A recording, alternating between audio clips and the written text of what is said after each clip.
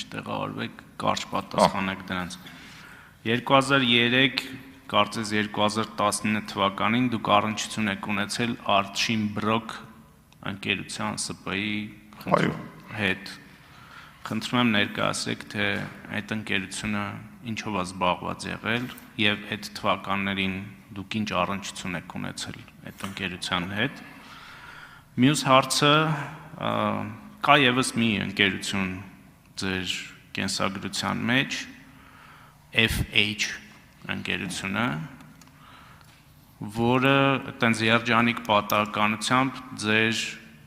անվան, ազգանվան առաջին տառերն են, Հայկ Ֆարմանյան, եւ դուք այդտեղ ընդհանրապես մասնագետ եք կամ որևէ աշխատանք եք կատարում, բայց սեփականության հետ առնչության վերաբերյալ որևէ բան չկա, եւ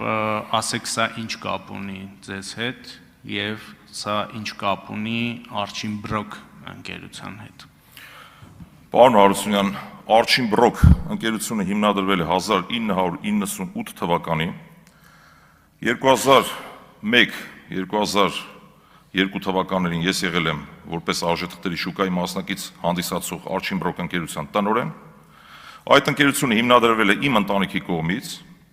եւ այնուհետև գործունեությունը դադարեցրել է, որտեղ այն ժամանակ այդ լիցենզիան, որը տրվել էր արժեթղթերի շուկայում գործառնություններ իրականացնելու համար,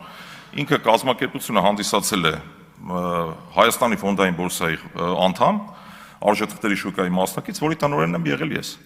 Այնուհետև գործունեությունը դադարեցվել է եւ 2017 թվականին այդ նույն ՍՊ-ն ստացել է մաքսային ներկայացուցիչների ռեստորան գրանցման վերաբերյալ փաստաթուղթ եւ իրականացրել է մաքսային գործունեություն։ Մաքսային ոլորտում մատուցել է համապատասխան ծառայություններ։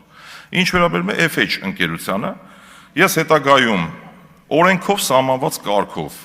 եղել եմ, այդ ներքին առևտրային գաղտնիքը չեմ կարող բացահայտել, որովհետեւ դրա իրավունքը ունեմ, վաճառել եմ իմ բաժնեմասը, այլևս տնօրեն չեմ հանդիսացել, սակայն նոր սեփականատիրոջ խնդրանքով շարունակել եմ իմ գործունեությունը FH ընկերությունում որպես գլխավոր մասնագետ եւ խորհրդատու։ Այսքանը։ Համեցեք արձագանք։ Այսինքն դուք մինչև վաճառել այս ընկերությունը մասնաբաժին եք ունեցել այս ընկերությունում եւ խնդրում եմ ասել, արդյոք երբ որ մաքսայինի աշխատող եք կամ ՊԵԿ-ի աշխատող եք, այս ընկերությունը հանձնվել է հավատարմագրային կառավարման եւ արատավոր երևույթ չեք տեսնում այս իրադրության մեջ, երբ եւս պատմությունները շատ կար նախկինից եկած, որ մաքսայինի աշխատողը բրոքերային ընկերություն է գրանցում, որը թեկուզ իր ընտանիքը, թեկուզ իր ընտանիքի անդամները, որը ուղիղ առնչություն ունի իր աշխատանքի հետ, եւ ես ձեր գործընկերոջի երբ որ հարց էի տալիս, սրամասայի նկատի ունեի եւ մի հարց էլ։ Դուք նաեւ եղել եք Մեկ Հայաստան կուսակցության անդամ, եթե չեմ սխալվում, պարոն Արթուր Ղազինյանի հետ, ով Ռոբերտ Քոչարյանի Հայաստան դաշինքի ցուցակով ընտրվել է падգամավոր եւ արդյոք էլի կարող ենք խոսել այս քաղաքական գաստրոլյորության մասին այս առումով եւ դուք եղել եք այդ Հայաստան դաշինքի ցուցակի մեջ թե ոչ։ Պարոն Հարությունյան, շնորհակալություն հարցի համար, հարգելի գործընկերներ, ձեր հետագա նմանատիպ հարցերի կանխարգելման նպատակներից ելնելով ասեմ, որ չկա իմ կենսագրության մեջ գետ մեկ կետ, որից ես հրաժարվեմ կամ ուղիղ չպատասխանեմ։ Այո, ես եղել եմ Archim Brock ընկերության տնօրեն, ունեցել եմ բաժնեմաս։ Այն ժամանակահատվածում, երբ որ շահերի բախման ռիսկ է եղել, ամեն ինչ եղել է Հայաստանի Հանրապետության օրենսդրությամբ սահմանված կարգով։ Որևէ խնդիր գոյություն չի ունեցել, որևէ խնդիր չկա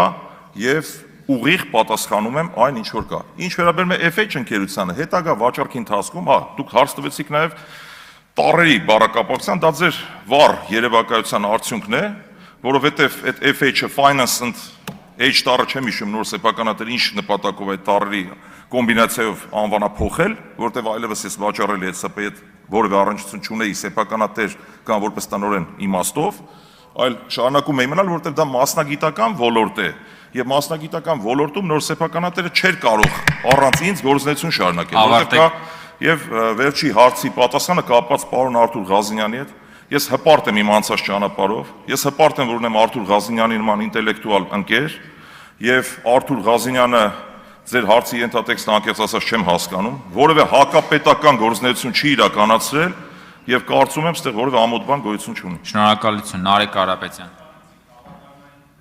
Պարոն Հարությունյան։ Հավատարմագրային կառավարման հանձնելու անհրաժեշտություն չկա, որովհետեւ ես այդ ՍՊ-ի հետ առնչություն չունեմ որպես սեփականատեր եւ տնօրեն։